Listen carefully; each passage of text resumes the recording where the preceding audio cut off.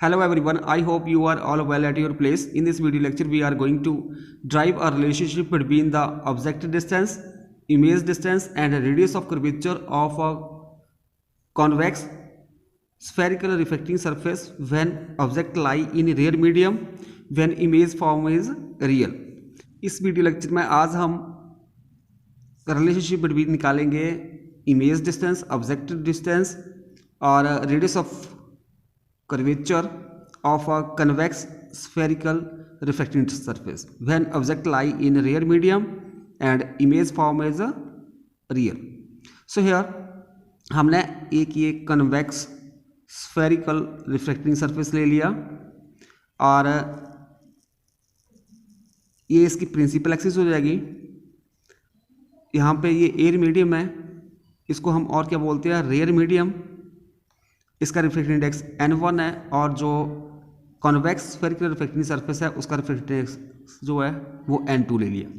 अभी जो ऑब्जेक्ट जो है रेयर मीडियम में लाई कर रहा है, मान लो यहाँ पे O पॉइंट के ऊपर लाई कर रहा है, यहाँ से एक रे ऑफ लाइट जाएगी, मान लो वो A पॉइंट के ऊपर इंसिडेंट हो रही है इस रिफ्लेक्टिंग सरफेस के ऊपर।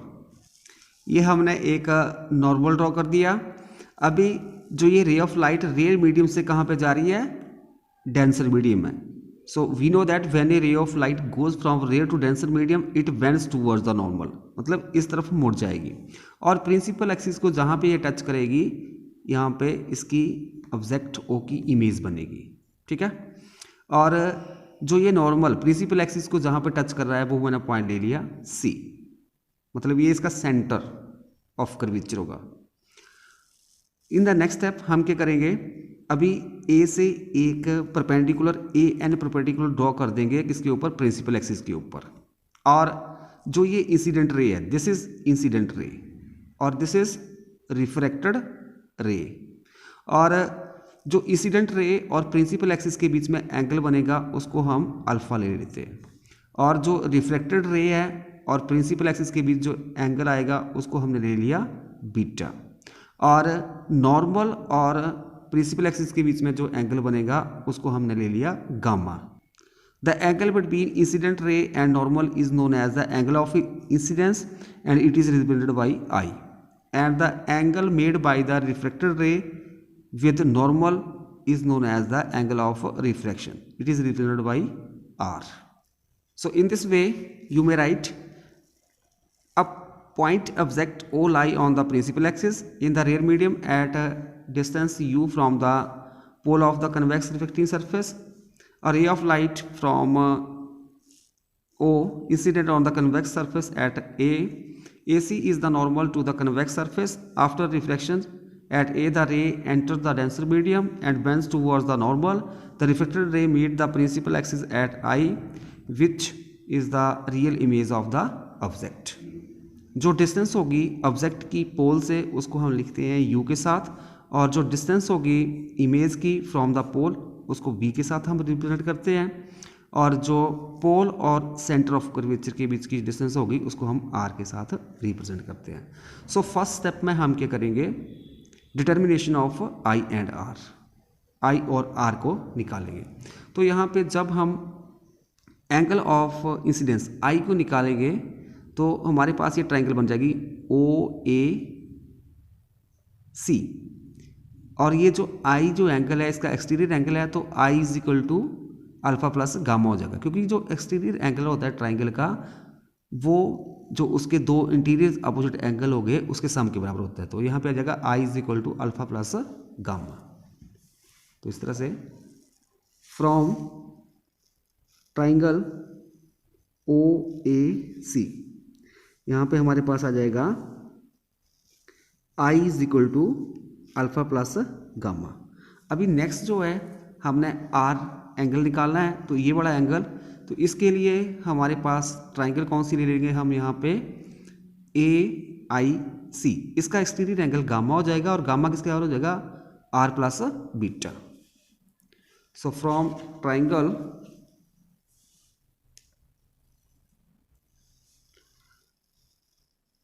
AIC यहाँ पे जो gamma is equal to R plus beta, अभी थोड़ा इसको रीअरेंज कर देंगे तो हमारे पास आ जाएगा R is equal to gamma minus beta. This is equation number 1 and this is 2. Now इसके बाद हम मान के चलेंगे let alpha beta and gamma are small angles. Then by using the relation theta is equal to L upon R. Theta is equal to L upon R मतलब tan theta is equal to perpendicular over base. ठीक है. तो जब हम यहाँ पे triangle में जब हमने अल्फा निकालना है तो ट्राइंगल लेंगे ओ ए एन और यहाँ पे tan थीटा हो जाएगा A N over O N perpendicular over base. तो यहाँ पे आ जाएगा in triangle A O N alpha is equal to A N over O N. उसी तरह से हम अभी बीटा लेंगे. बीटा के लिए हमारे पास ट्राइंगल आ जाएगी, ये बीटा है तो ट्राइंगल ए एन आई, तो यहाँ पे आ जाएगा A N over N I, A N over N आई. साथ में गामा, गामा के लिए हमारे पास ट्राइंगल आ जाएगी ए एन सी, तो यहाँ पे जाएगा A N over N C. तो gamma is equal to A N over N C. अभी जो ये सारी वैल्यू हैं ये तीनों अल्फा बीटा गामा की आपने कहाँ पे यूज़ करनी है, इक्वेशन 2 में और 1 में. दिस इज सपोज ये हमारे पास बन गई equation 3. Use equation 3 in equation 1 and 2 we get. तो हमारे पास जो इक्वेशन 1 है यहाँ पे आ जाएगा I is equal to alpha की जगह जाएगा A N over O N plus gamma A N over N C. और साथ में इक्वेशन 2 में R is equal to gamma A N over N C minus beta, beta है हमारे पास A N over N I. This is equation number 4 and this is 5. अभी जो ये अपर्चर है, इसका अपर्चर जो है हमारे पास वो स्मॉल है. So N lies very close to P, all distances are measure from P. मतलब एन जो है पी के काफ़ी क्लोज है, तो हम सारी डिस्टेंसेज को पी से मेजर करेंगे. मतलब जो ओ एन है वो approximately equal to O P के बराबर हो जाएगा और N C approximately P C के बराबर हो जाएगा और N I approximately P I के बराबर हो जाएगा. Since aperture is very small, so n lies close to P, so all distances are measured from P instead of n. तो हमारे पास क्या बन जाएगा O N approximately equal to O P, N C approximately equal to P C, N I approximately equal to P I. ठीक है.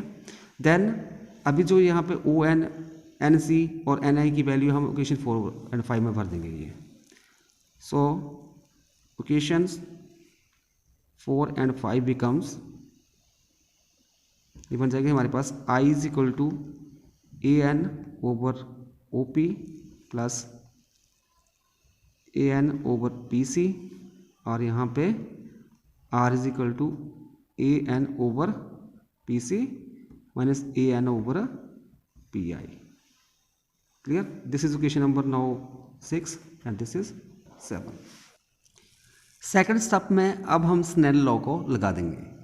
यहाँ पे जो रे ऑफ लाइट रे से डेंसर मीडियम में जाएगी रही है तो हमारे पास आ जाएगा sine of angle of incidence to the sine of angle of reflection equal to n2 over n1 और क्रॉस मल्टीप्लाई करेंगे n1 sine I equal to n2 sine R. Since angles are small, मतलब कौन से angle, I and R, so sine I जो है approximately आई के बराबर हो जाएगा और साइन आर जो है अप्रॉक्सीमेटली इक्वल टू आर के बराबर हो जाएगा। तो हमारे पास ये क्या बन जाएगा, n1i इक्वल टू n2r। अभी i और r की वैल्यू इक्वेशन 6 और 7 से यहाँ पे आपने यूज़ करनी है। तो हमारे पास ये बन जाएगा n1 an over OP plus an over PC equal to n2 और r हमारे पास है an over PC minus an over PI। ठीक है, अभी यहाँ पे हमारे पास an कॉमन है, दोनों साइड वो बाहर निकाल लेंगे और n1 से अंदर मल्टीप्लाई कर देंगे। तो यहाँ पे आ जाएगा an, n1 से मल्टीप्लाई कर दिया तो n1 ओवर OP, इधर भी n1 ओवर PC क्योंकि an बाहर निकल जाएगा। दिस इज इक्वल टू यहाँ पे an बाहर निकाल लिया, n2 से अंदर मल्टीप्लाई कर देंगे, n2 over PC, n2 over PI, an के साथ an कैंसल। अभी थोड़ा इसको हम और रीरेज कर लेते हैं, तो n1 OP, अभी ये n2 PI, इसको हम इस साइड लेके आ जाएंगे तो प्लस का हो जाएगा n2 over PI, this is equal to n2 over PC। अभी यहाँ पे ये n1 ओवर PC, इसको इस साइड ले जाएंगे इक्वल टू के इसके साइड, तो इसका साइन चेंज हो जाएगा n1 ओवर PC। ठीक है, तो ये बन जाएगा n1 over OP plus n2 over PI equal to n2 minus n1 over PC। This is equation number 8। In step number 3 apply new Cartesian sign convention. अभी हम न्यू कार्टेशियन साइन कन्वेंशन लगाएंगे। अभी जो हमारे पास यहाँ से जो ये सरफेस है, इससे राइट हैंड साइड सारी डिस्टेंसेस पॉजिटिव होती हैं और लेफ्ट हैंड साइड नेगेटिव।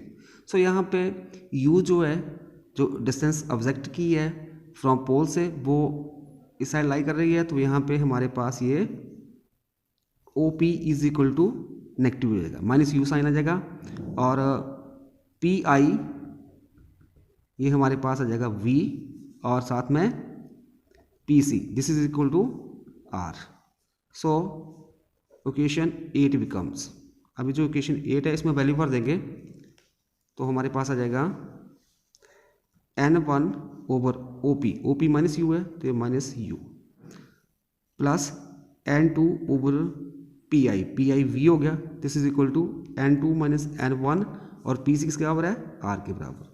सो हमारे पास ये रिलेशन आ जाएगा between u, V and R के बीच में in case of a convex spherical reflecting surface when object lie in real medium and image form is real. Thank you.